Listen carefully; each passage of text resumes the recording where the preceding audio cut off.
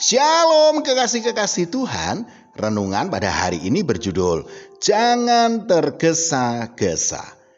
Sebelum kita mendengarkan renungan pada saat ini, marilah kita sama-sama mengawalinya dengan berdoa.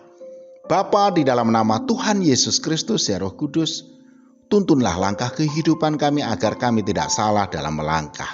Dalam nama Tuhan Yesus Kristus. Amin.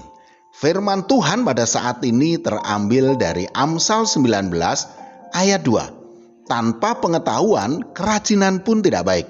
Orang yang tergesa-gesa akan salah langkah. Kekasih-kekasih Tuhan, dalam segala tindakan apabila dilakukan dengan tergesa-gesa atau gegabah, bisa menimbulkan penyesalan.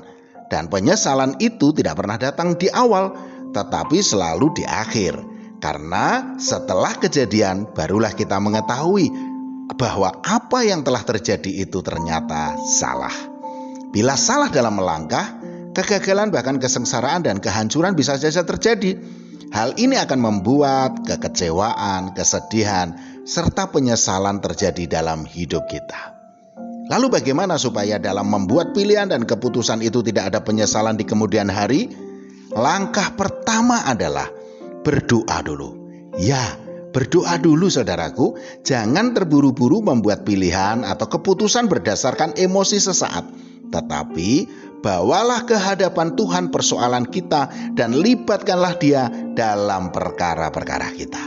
Sebab keputusan kita bisa saja salah. Hanya keputusan Tuhanlah yang dapat terlaksana. Amsal 19 ayat 21 mengatakan, banyaklah rancangan di hati manusia, tetapi keputusan Tuhanlah yang terlaksana. Dengan mengawali segala sesuatunya dengan berdoa, artinya kita sudah melibatkan Tuhan dalam perkara kita. Melibatkan Tuhan artinya kita membiarkan Tuhan mengambil alih otoritas kehidupan kita.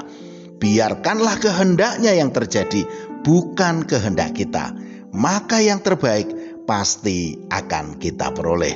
Kalau kita bisa legowo, otoritas hidup kita itu diambil alih oleh Tuhan, maka kita akan mampu berkata, jika Tuhan mengendakinya, kami akan hidup dan berbuat ini dan itu. Yakobus 4 ayat 15b.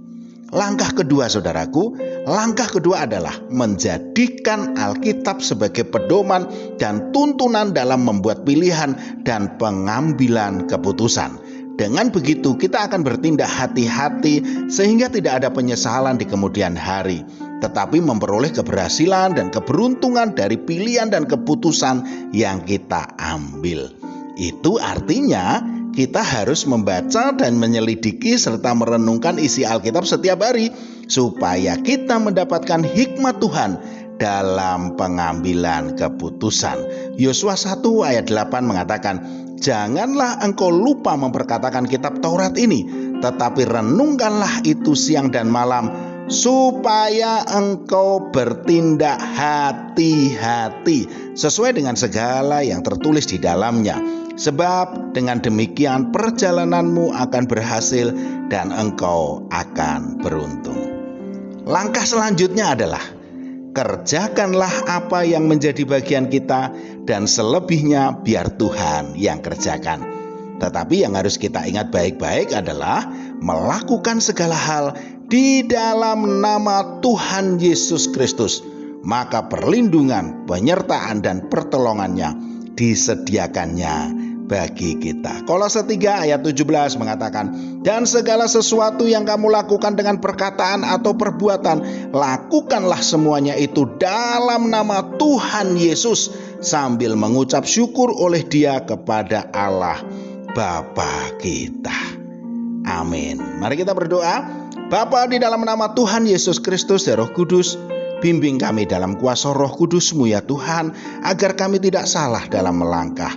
Dalam nama Tuhan Yesus Kristus. Amin. Selamat beraktivitas dan tetap semangat. Tuhan Yesus Kristus memberkati.